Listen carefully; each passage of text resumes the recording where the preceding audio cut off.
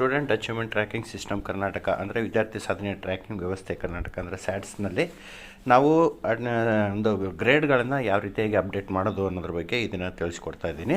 ಬನ್ನಿ ಹಾಗಾದರೆ ಎಲ್ಲರೂ ಸಹಿತ ಇದುವರೆಗೂ ನಮ್ಮ ಯೂಟ್ಯೂಬ್ ಚಾನಲ್ ಯಾರು ಸಬ್ಸ್ಕ್ರೈಬ್ ಮಾಡಿದ್ವೋ ಅದನ್ನು ಸಬ್ಸ್ಕ್ರೈಬ್ ಮಾಡಿರಿ ಅಂತ ಕೇಳ್ತಾ ಈ ವಿಡಿಯೋವನ್ನು ಸಂಪೂರ್ಣವಾಗಿ ನೋಡಿ, ಎಲ್ಲೂ ಸ್ಕಿಪ್ ಮಾಡಬೇಡಿ. ಯಾಕಂದರೆ ಪ್ರತಿಯೊಂದು ಸ್ಟೆಪ್ಪು ಬಹಳ ಮುಖ್ಯವಾಗಿರುತ್ತೆ. ಹಾಗಾಗಿ ಎಲ್ಲೂ ಸ್ಕಿಪ್ ಮಾಡದೆ ಈ ವಿಡಿಯೋವನ್ನು ಕಂಪ್ಲೀಟಾಗಿ ನೋಡಿ ಅಂತೇಳಿ ಹೇಳ್ತಾ ಈ ಒಂದು ವಿಡಿಯೋವನ್ನು ಮುಂದುವರಿಸ್ತಾ ಇದ್ದೀನಿ. ಆದಮೇಲೆ ಇಲ್ಲಿ ನಾವು ಈಗ ಆಲ್ರೆಡಿ ಗೊತ್ತಿದೆ, ನಾವೆಲ್ಲರೂ ಸಹಿತ ಈಗ ಆಲ್ರೆಡಿ ಈ ಒಂದು ಲಾಗಿನ್ ಆಗೋದು ಹೇಗೆ ಅಂತ ಗೊತ್ತಿದೆ. ಈ ಲಾಗಿನ್ ಆದಂಥ ಸಂದರ್ಭದಲ್ಲಿ ನಮಗೆಲ್ರಿಗೂ ಸಹಿತ ಒಂದು ಈ ಥರದ ಒಂದು ಇಂಟರ್ಫೇಸ್ ಕಾಣುತ್ತೆ. ಈ ಒಂದು ಇಂಟರ್ಫೇಸ್ನಲ್ಲಿ ನಾವು ಈ ದಿನ ಒಂದು ಗ್ರೇಡ್ಗಳನ್ನು ಎಂಟ್ರಿ ಮಾಡೋದು ಹೇಗೆ, ಮತ್ತು ಗ್ರೇಡ್ ಎಂಟ್ರಿ ಮಾಡ್ತಕ್ಕಂಥ ಸಂದರ್ಭದಲ್ಲಿ ಲ್ಯಾಂಗ್ವೇಜ್ಗಳು ಕೆಲವು ಕಾಣಿಸಲ್ಲ. ಅಂತಹ ಸಂದರ್ಭದಲ್ಲಿ ಯಾವ ರೀತಿಯಾಗಿ ಅದನ್ನು ರೆಡಿ ಮಾಡ್ಕೊಳ್ಳೋದು ಅನ್ನೋದ್ರ ಬಗ್ಗೆ ನಾನು ಈ ದಿನ ತಿಳಿಸ್ಕೊಡ್ತಾ ಇದ್ದೀನಿ. ಬನ್ನಿ ಹಾಗಾದರೆ ನೇರವಾಗಿ ನಾವು ಎಲ್ಲಿಗೆ ಹೋಗೋಣ. ಸ್ಟೂಡೆಂಟ್ ಮ್ಯಾನೇಜ್ಮೆಂಟ್ ಕ್ಲಾಸ್ 1 to 10 ಅಂತ ಕಾಣಿಸ್ತಾ ಇದೆ. ಈ ಲೆಫ್ಟ್ ಸೈಡ್ನಲ್ಲಿ ಈ ಒಂದು ಆಪ್ಷನ್ಗೆ ನಾವು ಬರ್ತಾಯಿದ್ದೀವಿ. ಈ ಆಪ್ಷನನ್ನು ಕ್ಲಿಕ್ ಮಾಡಿ ಇಲ್ಲಿ ಪ್ಲಸ್ ಅಂತ ಕಾಣುತ್ತೆ. ಅದರ ಮುಂದೆ ಕ್ಲಿಕ್ ಮಾಡಿದಂಥ ಸಂದರ್ಭದಲ್ಲಿ ನಿಮಗೆ ಮತ್ತೊಂದಿಷ್ಟು ಡೈಲಾಗ್ ಬಾಕ್ಸ್ ಕಾಣಿಸುತ್ತೆ. ಈ ಒಂದು ಡೈಲಾಗ್ ಬಾಕ್ಸ್ನಲ್ಲಿ ಇಲ್ಲಿ ಕಾಣಿಸುತ್ತೆ ನೋಡಿ, CC ರಿಸಲ್ಟ್ ಅಂತ. ಈ CC ರಿಸಲ್ಟ್ ಪ್ಲಸ್ ಕಾಣ್ತಿದೆ. ಅದರ ಮುಂದೆ ಕ್ಲಿಕ್ ಮಾಡಿದಂಥ ಸಂದರ್ಭದಲ್ಲಿ ಮತ್ತೊಂದಿಷ್ಟು ಆಪ್ಷನ್ಗಳು ನಮಗೆ ಡಿಸ್ಪ್ಲೇ ಆಗುತ್ತೆ. ಅಲ್ಲಿ ನಮಗೆ ಮತ್ತೊಂದಿಷ್ಟು ಆಪ್ಷನ್ ಡಿಸ್ಪ್ಲೇ ಆದಂಥ ಸಂದರ್ಭದಲ್ಲಿ ಇಲ್ಲಿ ನಾವು ಒಂದೊಂದಾಗಿ ನೋಡೋಣ. ಇಲ್ಲಿ ಜನರೇಟ್ ರಿಸಲ್ಟ್ ಫಾರ್ಮ್ ಅಂದರೆ ನಾವು ಗ್ರೇಡನ್ನು ಎಂಟ್ರಿ ಮಾಡ್ತಕ್ಕಂಥದ್ದು ಇದೇ ರಿಸಲ್ಟ್ ಫಾರ್ಮ್ನಲ್ಲಿ. ಹಾಗಾಗಿ ಇದನ್ನು ಟಚ್ ಮಾಡಿ.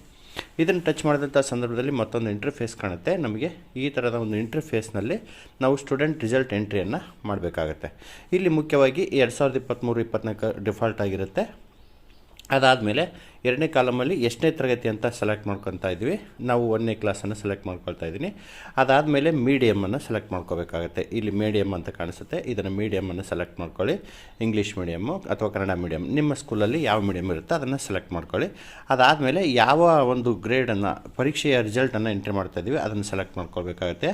FA1, FA2, FA3, FA4, SA1, SA2 ಅಂತ ಇರುತ್ತೆ. ನಾವು ಮೊದಲನೇದಾಗಿ FA1 ಅಂತ ಸೆಲೆಕ್ಟ್ ಮಾಡ್ಕೊಳ್ತಾ ಇದ್ದೀನಿ.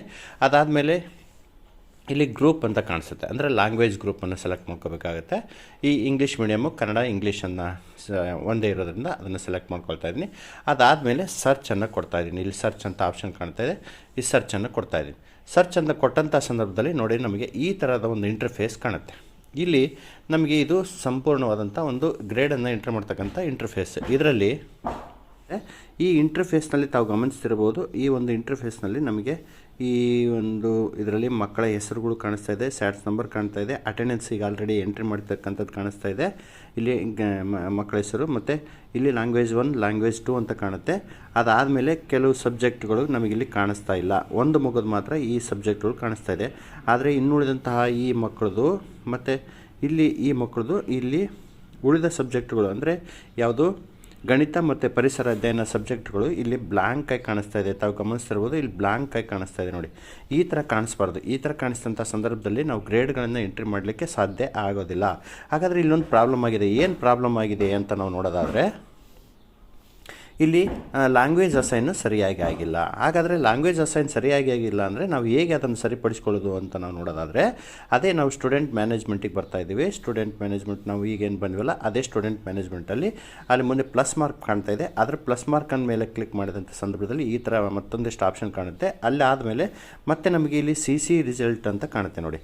ಈ CC ರಿಸಲ್ಟ್ಸ್ ಅಂತ ಕಾಣುತ್ತೆ. ಅದರ ಮೇಲೆ ಕ್ಲಿಕ್ ಮಾಡಿ. ಅದರ ಮೇಲೆ ಕ್ಲಿಕ್ ಮಾಡಿದಂಥ ಸಂದರ್ಭದಲ್ಲಿ ಮತ್ತೊಂದಿಷ್ಟು ಆಪ್ಷನ್ಗಳು ಕಾಣಿಸುತ್ತೆ. ಈ ಒಂದು ಆಪ್ಷನ್ಗಳಲ್ಲಿ ಇಲ್ಲಿ deassign language group to student ಅಂತ ಕಾಣುತ್ತೆ ನೋಡಿ. ನಾವು ಅಂದರೆ ಆ ಮಕ್ಕಳ ಒಂದು ಲ್ಯಾಂಗ್ವೇಜ್ ಗ್ರೂಪನ್ನು ಡಿ-ಅಸೈನ್ ಮಾಡಿ ಮತ್ತೆ ಅಸೈನ್ ಮಾಡಬೇಕಾಗತ್ತೆ. ಹೀಗಾಗಿ ನಾವು deassign language group to student ಅಂತ ಕಾಣುತ್ತಲ್ಲ ಅದರ ಮೇಲೆ ಟಚ್ ಮಾಡ್ತಾಯಿದ್ದೀನಿ.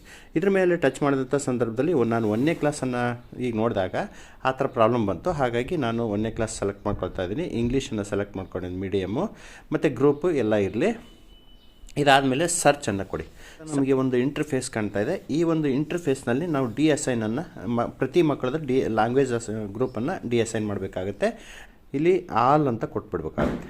ಇಲ್ಲಿ ಆಲ್ ಅಂತ ಕೊಟ್ಟಾಗ ಏನಾಗುತ್ತೆ, ನಮಗೆ 12 ಮಕ್ಕಳು ಸಿಗ್ತವೆ. ಆವಾಗ ನಾವು ಚೆಕ್ ಬಾಕ್ಸ್ ಟಚ್ ಮಾಡಿ ಮತ್ತೆ ಡಿ-ಅಸೈನ್ ಕೊಟ್ಟಂಥ ಸಂದರ್ಭದಲ್ಲಿ ನಮಗೇನಾಗುತ್ತೆ, ಗ್ರೂಪ್ ಡಿ-ಅಸೈನ್ ಸಕ್ಸಸ್ಫುಲಿ ಅಂತ ಬಂತು. ಮತ್ತು ನಾವೀಗ ಅಸೈನ್ ಮಾಡಬೇಕಾಗತ್ತೆ. ಅದೇ ಸ್ಟೂಡೆಂಟ್ ಮ್ಯಾನೇಜ್ಮೆಂಟು 1 to 10ಗೆ ಹೋಗಿ CC ರಿಸಲ್ಟ್ಗೆ ಹೋಗಿ ಸಿ ಸಿ ರಿಸಲ್ಟ್ಗೆ ಹೋಗಿ ಮತ್ತು ಆವಾಗಲೇ ನಾನು ಹೇಳಿರೋ ಹಾಗೆ language assign group to student ಅಂತ ಕಾಣ್ತಾ ಇದೆ, ಅದನ್ನು ಟಚ್ ಮಾಡಿ. ಇದನ್ನು ಟಚ್ ಮಾಡಿದಾಗ ಮತ್ತೆ ಇಲ್ಲಿ ಕ್ಲಾಸನ್ನು ಸೆಲೆಕ್ಟ್ ಮಾಡಿ ಈ ಕ್ಲಾಸನ್ನು ಸೆಲೆಕ್ಟ್ ಮಾಡ್ಕೊಳ್ಳಿ. ಕ್ಲಾಸ್ ಸೆಲೆಕ್ಟ್ ಮಾಡ್ಕೊಳ್ಳೋ ಮೇಲೆ ಮತ್ತೆ ಮೀಡಿಯಮನ್ನು ಸೆಲೆಕ್ಟ್ ಮಾಡ್ಕೊಳ್ಳಿ. ಮೀಡಿಯಮ್ ಸೆಲೆಕ್ಟ್ ಮಾಡ್ಕೊಂಡ್ಮೇಲೆ ಗ್ರೂಪನ್ನು ಸೆಲೆಕ್ಟ್ ಮಾಡ್ಕೊಳ್ಳಿ. ಸೆಲೆಕ್ಟ್ ಮಾಡ್ಕೊಂಡ್ಮೇಲೆ ಇಯರನ್ನು ಸೆಲೆಕ್ಟ್ ಮಾಡ್ಕೋಬೇಕಾಗತ್ತೆ. ಸೆಲೆಕ್ಟ್ ಮಾಡ್ಕೊಳ್ಳಿ. ಇಲ್ಲಿ ಸರ್ಚನ್ನು ಕೊಡಿ. ಸರ್ಚನ್ನು ಕೊಟ್ಟಂಥ ಸಂದರ್ಭದಲ್ಲಿ 12 ಮಕ್ಕಳಿದ್ದಾರೆ. 12 ಮಕ್ಕಳಿದ್ದಂಥ ಸಂದರ್ಭದಲ್ಲಿ ಇಲ್ಲಿ ಮೇಲ್ಗಡೆ ಚೆಕ್ ಬಾಕ್ಸ್ ಕಾಣ್ತಾ ಇದೆ ನೋಡಿ, ಆಲ್ ಅಂತ, ಅದನ್ನು ಟಚ್ ಮಾಡಿ. ಅದನ್ನು ಟಚ್ ಮಾಡಿದಾಗ ಒಂದೇ ಸರಿಗೆ ಎಲ್ಲ ಮಕ್ಕಳದು ಒಂದು ಅಟ್ ಎ ಟೈಮ್ ಸೆಲೆಕ್ಟ್ ಆಗುತ್ತೆ. ಸೆಲೆಕ್ಟ್ ಆದಮೇಲೆ ನೋಡಿ ಎಲ್ಲ ಮಕ್ಕಳು ಸೆಲೆಕ್ಟ್ ಆಗಿದೆ. ಇಲ್ಲಿ ಏನಾಗುತ್ತೆ, ಇಲ್ಲಿ ಅಸೈನ್ ಅಂತ ಕಾಣುತ್ತೆ, ಅದನ್ನು ಟಚ್ ಮಾಡಿ.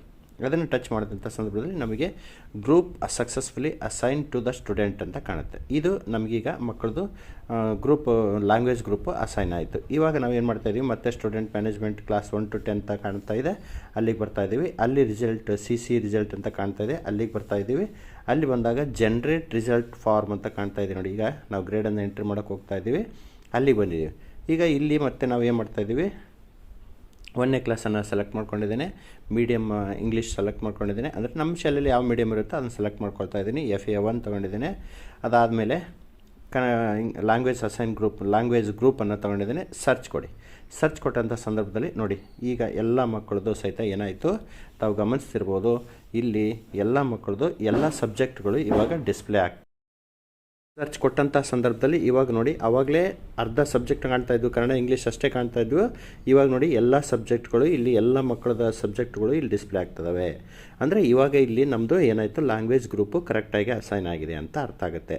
ಈಗ ನಾವೇನು ಮಾಡ್ತಾಯಿದ್ವಿ, ಈಗ ಎಲ್ಲ ಮಕ್ಕಳದು ಸಹಿತ ಅಟೆಂಡೆನ್ಸ್ ಗ್ರೂಪನ್ನು ಈಗ ಆಲ್ರೆಡಿ ಸ್ಯಾಟ್ಸ್ ನಂಬರ್ ಕಾಣ್ತಾ ಇದೆ, ಮಗುವಿನ ಹೆಸರು ಕಾಣ್ತಾ ಇದೆ, ಅಟೆಂಡೆನ್ಸ್ ನಾವೀಗ ಆಲ್ರೆಡಿ ಅಟೆಂಡೆನ್ಸ್ ಎಂಟ್ರಿ ಮಾಡಿರೋದ್ರಿಂದ ಅಟೆಂಡೆನ್ಸ್ ಕಾಣ್ತಾ ಇದೆ.